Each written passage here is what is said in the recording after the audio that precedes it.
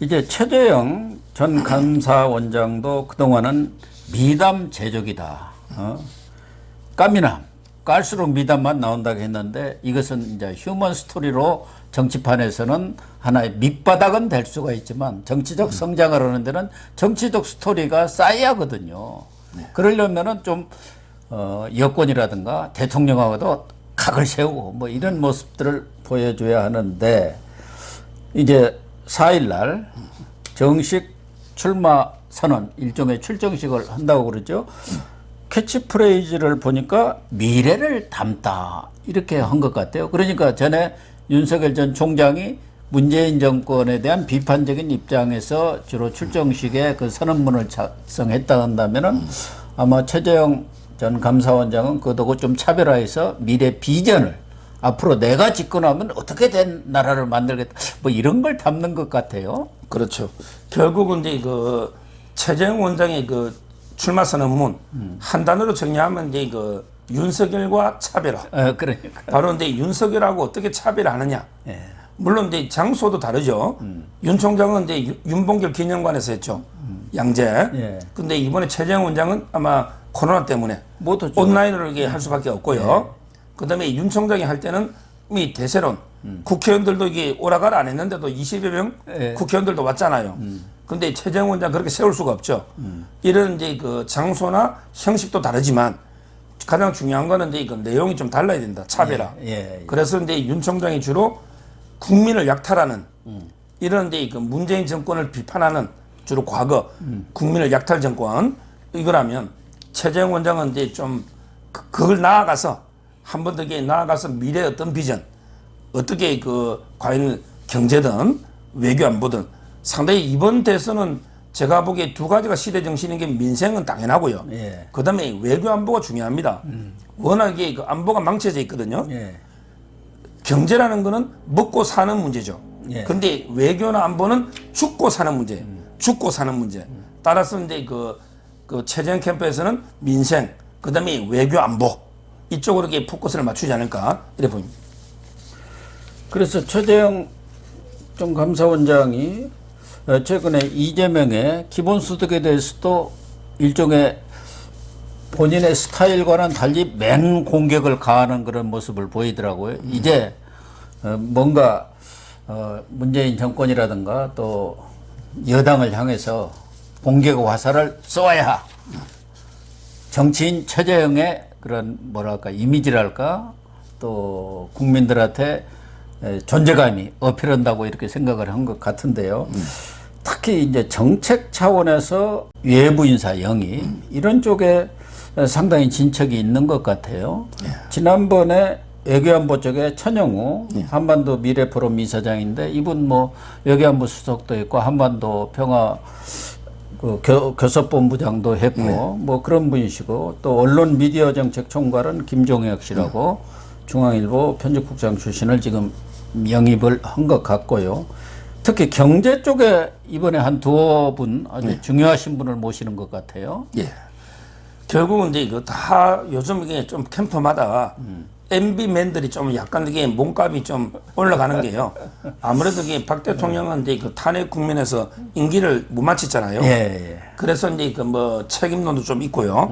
그러다 보니까 이제 그 MB 때 또 MB 때 이제 부동산 이런 게 상당히 안정됐었거든요. 그렇죠. 그러다 보니까 이제 좀 오는데 뭐 경제는 이제 그 채틀러라고 불리던 옛날에 유명한 우리 최중경. 그분은 이제 그 채틀러, 히틀러 할 때 그만큼 이게 추진력이 있고 추진력이 있다고 뭐 상당히 경력도 화려하시죠. 이런 분에게 그 영입해가지고 뭐 하고 그다음에 김대기 그때 수석했던 경제수석 정책실장까지 아마 했을 겁니다. 전부 이분들이 다 여기 그 시장 경제 어떻게 보면 이게 정부의 규제 완화 이런 걸 이게 다 주장하는 분들이거든요. 항상 이게 보면 이제 작은 정부 그리고 이제 큰 시장 있잖아요. 이런 데 분들이니까 뭐 당연히 보수하고도 맞지만 최재형 원장의 이제 경제 철학하고도 맞는 거예요. 그래서 이제 이분들을 좀 영입한 거고요. 그다음에 외교 안보도 마찬가지입니다. 아까 제가 이제 그 경제 못지않게 시대 정신으로 저는 문재인 정권이 안보가 철저하게 파괴되어 있거든요. 그렇습니다. 죽고 사는 문제. 그래서 이제 그 천영우 이런 분에게 그 외교안보 수석하고 워낙 아주 유명한 분이죠. 예, 영입하고. 예. 그다음에 요즘 또 언론 미디어는 중요한데, 근데 참고로 최재형 원장은 캠프에 대변인을 안 두겠다. 이런 이야기가 있습니다. 뭐 왜냐하면 이게 대변인이 윤 총장은 지금 5, 6명, 부대변이니까 7, 8명 되거든요. 근데 최재형 원장은 내가 직접 브리핑하겠다. 현재까지는 이게 아직 대변인은 없고요. 다만 이제 그 중앙일보 편집국장했던 김종혁 씨, 뭐 언론 이렇게 영입은 했지만 총괄로 앞으로 이게 누구 대변인 될지도 지켜봐야 될 것 같습니다. 뭐 김명우 전 의원이 또 언론인 출신이고 그래서 지금 사실상 대변인 노릇을 하고 있는 셈이죠. 그러나 현실적으로 최재형 원장이 그 기자들을 일일이 상대할 수 없고 기자들도 최종 감사원장한테 뭐 맨날 전화해 갖고 물어볼 수도 없는 경우가 많으니까 어차피 대변인이라는 게 있어가지고 그런 사람들이 중간 역할을 해줄 수밖에 없잖아요.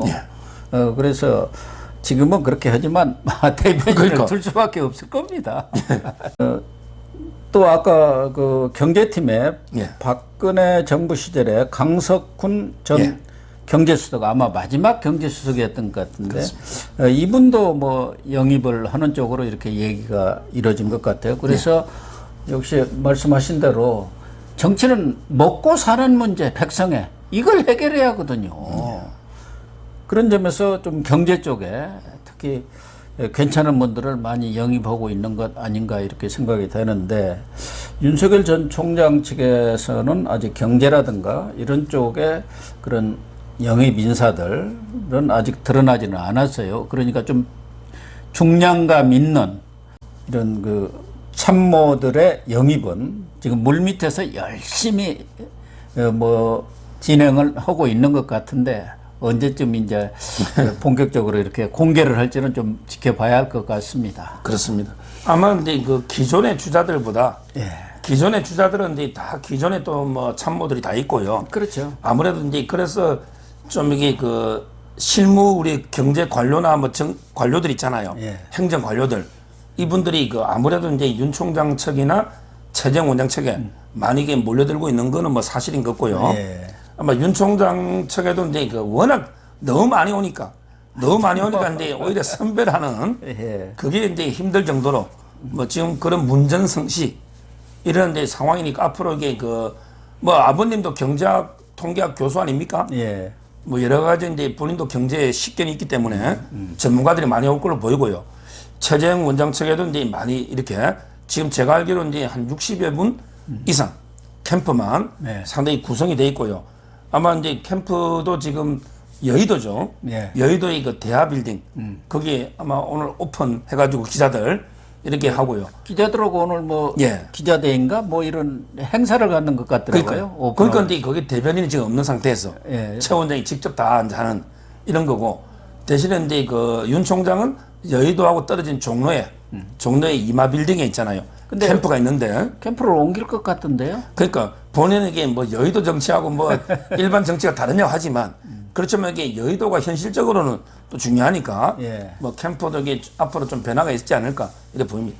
그래서 이마 빌딩은 이마 빌딩대로 운영을 하되 또 강북에 이제 언론사들이 많이 있으니까 이제 여의도에도 아무래도 그쪽에 뭐 여의도가 정치 중심이기도 하지만 의원들이라든가 이런 사람들과의 접촉을 하는 데서는 여의도만큼 편한 데가 없지 않습니까? 그래서 아마 사무실은 물색 중인 것 같아요.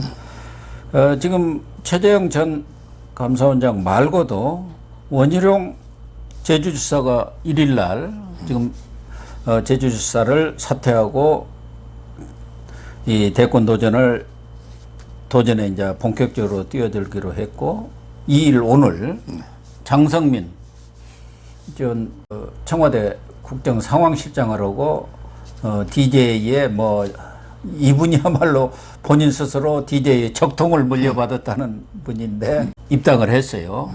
그래서 대선 주자가 이제 13명이 됐습니다. 13명. 그리고 이제 밖에 있는 분이 안철수, 김동연 두 분인데 이제 그분들은 어떻게 행로를 정할지도 관심사고 홍준표, 유승민 지금 두 분도 이분은 이제 당내에 있는데 윤석열 전 총장과 철저한 이제 검증, 뭐 인물 검증, 도덕성 검증, 정책 검증을 하겠다고 벼르고 있고 이분들도 이제 곧 지역을 이제 순회하겠다고 그러네요. 예. 아마 이제 그 대선 주자가 풍년인데요. 풍년.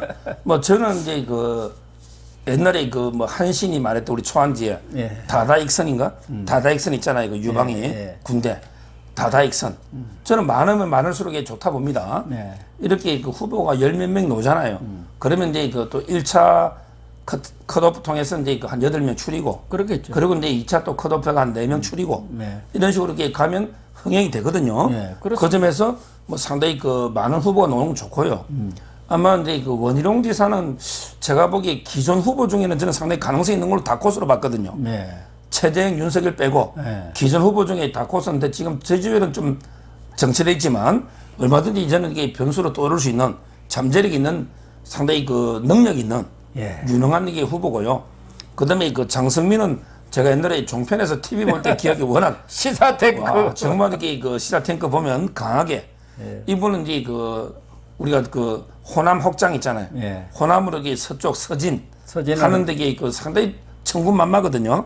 그래서 이런 분들이 예우해서 상당히 그 갖춰야 되고요. 본선에 있어서는 호남에 얼만큼 확장하느냐 이건 순수하게 저쪽 것을 뺏어오는 것 아닙니까? 그렇죠. 그러니까 2배가 되는 거예요. 그렇죠. 그리고 이제 마지막으로 홍준표 후보도요. 저는 상당히 홍준표 후보가 선전해야 경선이 재밌습니다. 맞아요. 경선이 이제 흥행이 되려면 홍준표 대표만큼 이게 그 홍카콜라도 더 물거든요. 저쪽에 이제 이재명 사이다가 있다면 이쪽에는 이게 그 콜라가 있거든요.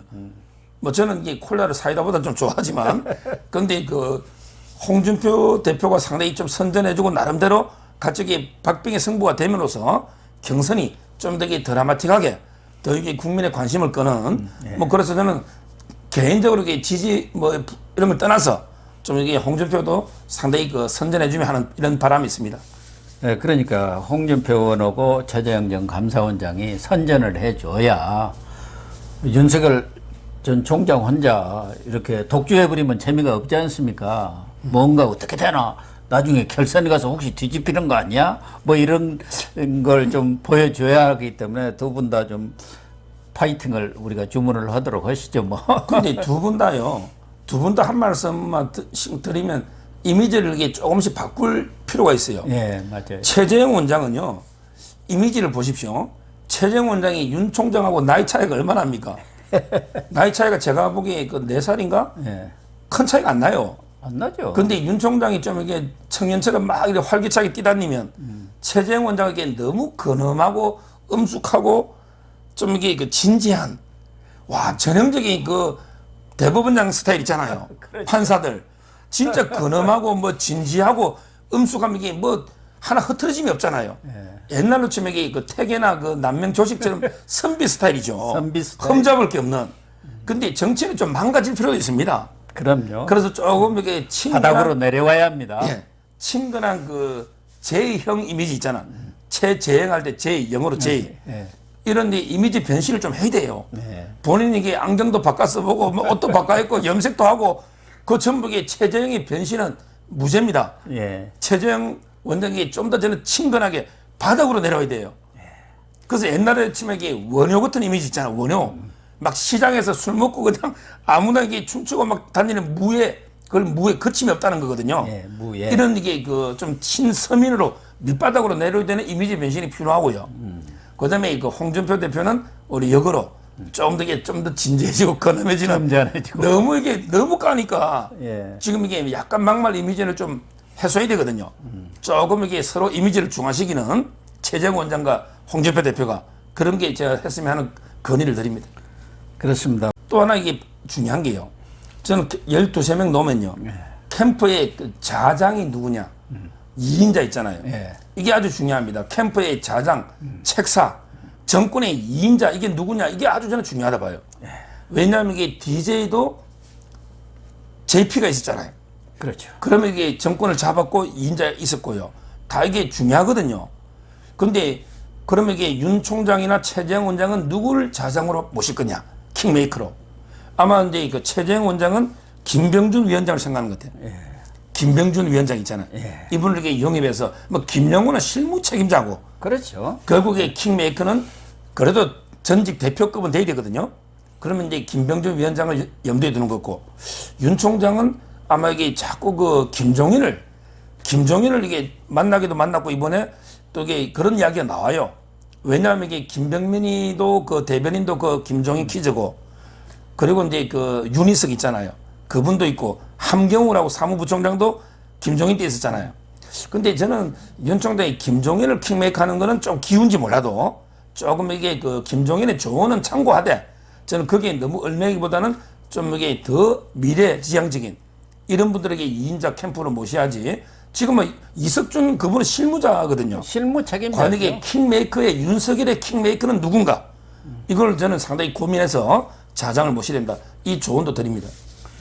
그러니까 김병준 전 청와대 정책실장이고 교육부총리까지 하신 분이고 박근혜 정부 말기에 총리 후보로까지 이렇게 됐다가 안 되기는 했지만 윤석열 전 총장이 미리 가서 선수를 쳐서 밤에 6시간을 담론을 나누면서 거기 집에 있는 저 와인을 다 비워버렸다는 거 아닙니까? 그래서 들리기는 이야기는 의기투합이 됐다는 거예요. 그러니까 늘 윤석열 전 총장이 먼저 선수를 치지 않습니까? 지금 윤희숙 의원도 서로 당긴다는데 전에 또 거기도 윤석열 전 총장이 찾아가서 다른 사람은 몰라도 나하고 정치 좀 같이 합시다 그랬잖아요. 지금 이게 후보 중에는 상종가가 윤희숙이죠. 예. 윤희숙도 이게 독자 후보로 출마했지만 컷오프 만약에 되면요. 그렇죠. 누군가를 누군가를 선택해야 1순위로 왜? 이재명 킬러. 본선에 이재명 잡으려면 윤희숙에는 이게 반드시 필요한 예. 인재이기 때문에 이런 데 누가 과연 천하의 인재를 삼고초려해서 빨리 모셔오느냐. 이 싸움이 상당히 중요하고요. 그리고 마지막으로 최재형 원장 그 아버지 있죠. 아버님이 돌아가실 때 왜 그 뭐 유언처럼 놓잖아. 예. 거기에 보면 이제 그 세상에 빛이 되라. 소신껏 잘해봐라. 이런 말도 있잖아요. 근데 그 언론에 보도 많이 안 된 말 중에 이런 말씀도 있습니다. 뭐냐면 이제 그 싸우면 이겨야지. 싸우면 이겨야지. 왜?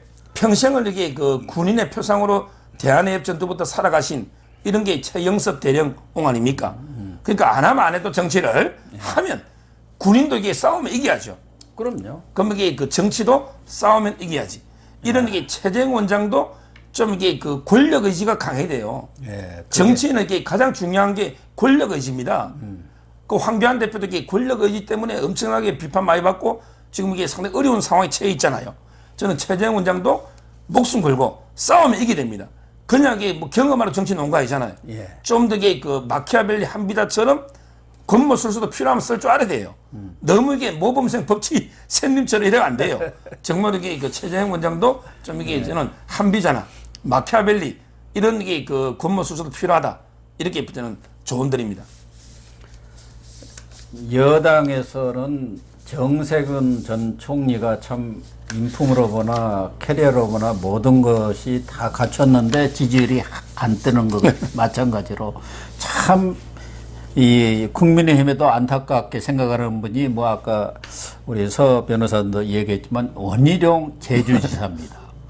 뭐 안 뜰 이유가 없는데 참신하고 뭐 그동안에 무슨 흠결이 단 하나도 뭐 그렇게 회자된 적이 없을 정도인데도 이상하니 안 떠요. 정말 이게 경력도 화려하고 시험으로 뽑으면 됐겠죠. 학력고사 전국 수석에 뭐 사법고시 수석에 정말 이게 수석만 하고요. 그다음에 국회의원도 3번 하고 서울 그것도 서울서. 그러니까. 그다음에 제주도 도지사 2번 하고요. 참 이게 뭐 흠잡을 데 없죠. 능력이든 노선도 이게 뭐 탄핵에 그렇게 책임 있는 것도 아니고 또 약간 이게 중도 노선이기 때문에. 중도 노선. 그러니까 언젠가는 이게 한번 뭐 어떻게 될지. 요즘 이게 그 참 이게 정치 예측 있잖아요. 이게 그 날씨 예측보다 어렵더라고. 옛날에 기상 날씨가 맨날 틀려서 제가 비 오는 날 우산 비 많이 맞았거든요. 옛날에 근데 그 날씨 예측보다 더 어려운 게 그 정치 예측이기 때문에 그렇습니다. 저는 상당히 그 내일 일을 알 수가 없잖아요. 이준석이가 당대표 될지 예상한 사람 누가 있습니까? 솔직히 저도 뭐 부끄럽지만 전혀 예상 못했잖아요. 앞으로 그 후보도 저는 마찬가지다 이렇게 봅니다. 야권 대선 주자급의 마지막으로 지금 밖에 있는 분이 안철수 국민의당 대표 아닙니까? 서 변호사가 어제 저녁인가 또 그저께 금요일. 그저께 금요일 날 안철수 대표하고 단독으로 만찬을 했다니까. 낮에 1시간 정도 뵀습니다. 낮입니까? 2시에. 낮에 1시간 정도 뵀고요. 1시간 정도 얘기를 나눴으면 이제 안철수 대표의 속내를 충분히 짐작을 했을 텐데 안철수 대표 앞으로 선택 어떻게 될지 이번에 좀 정확히 좀 맞춰주세요. 우리 시청자들이 야 하사정국이 이번에 맞췄다. 제가 강하게 건의라로 갔어요. 절대게 이준석한테 비굴하게 협박당해서 무리하게 합치지는 말아라. 그렇죠. 이준석의 협박에 넘어가서 그냥 이게 비굴하게 합병으로 끌려가면요 영원히 죽습니다. 이번에 안철수 대표님 합당에 들어가봤자 후보 절대 안 됩니다. 그렇죠. 어차피 윤석열, 최재형 다 못 이기죠. 지금 이게 13분의 14분의 1 주자밖에 안 돼요. 그럼 이게 영원히 죽는 거예요. 그래서 저는 오히려 지금은 이게 좀 더 당당하게 오히려 이제 그 독자 노선을 좀 걸어봐라. 그 차라리 독자 노선을 걸어서 지지율 5%도 하면 5%가 나중에는 엄청나게 중요한 캐스팅 보트를 진다. 그럼요. 그때 가서 윤석열이든 최재형이든 후보 되는 사람하고 단판 지어라. 그러니까 이준석하고 단판 질 필요가 없다. 그 조금 더 자강해서 독자 노선 3지대 가면 어차피 이게 나중에 합쳐야 된다. 왜? 정권 교체를 분열돼가지고 정권 교체 못하면 이거는 역사에 죄를 짓는 거고요. 따라서 저는 지금 이게 서둘러서 이준석이 휴가 갔다 올 때까지 그렇게 빨리 서두를 필요는 없다. 저는 나중에 윤석열이든 최재형이든 후보가 되면 그때 가서 이게 충분히 그 합치면 우리 그때 가면 속값도 더 후하게 받을 수 있다. 제 건의를 있고 아마 본인이 숙고하겠죠. 이제 이거는 제가 뭐 예측은 못하지만 저는 그렇게 건의를 드린 겁니다. 아침에 제 논평도 뭐 같은 톤입니다. 그래서 자기 값을 제대로 받고 자기 정부에서 정부라든가 이런 데서 중요한 역할을 할 수 있는 충분한 기회가 있을 수가 있거든요. 뭐 총리도 할 수 있고. 그러고 나서 체급을 높여갖고 차차게 도전한다면 얼마든지 기회가 있거든요. 그렇지 않고 이번에 이준석한테 끌려 들어가면은 코 깨갖고 가면 그걸로 끝입니다. 그렇습니다. 아주 코치를 제대로 해준 것 같네요. 그래서 안철수 대표가 또 서변을 좀 보자고 하는데 요새 뭐 서변 보자는 대권 주자들이 줄을 쓴 것 같아요. 뭐 황교안 전 대표 오면 뭐 윤석열 쪽에서도 뭐 자꾸 연락 오고 잘 나가는 것 같아요. 전혀 아닙니다. 황교안 대표하고 안철수만 뵈가지고 오히려 못 나가는 쪽에는 지금 뵙고 있습니다. 영향가 없는 사람들한테. 저는 이제 의리가 중요하다 생각하기 때문에 너무 이게 대세론의 편성에 줄 서는 것보다는 저는 다 이게 잘 되는 이런 쪽을 원합니다.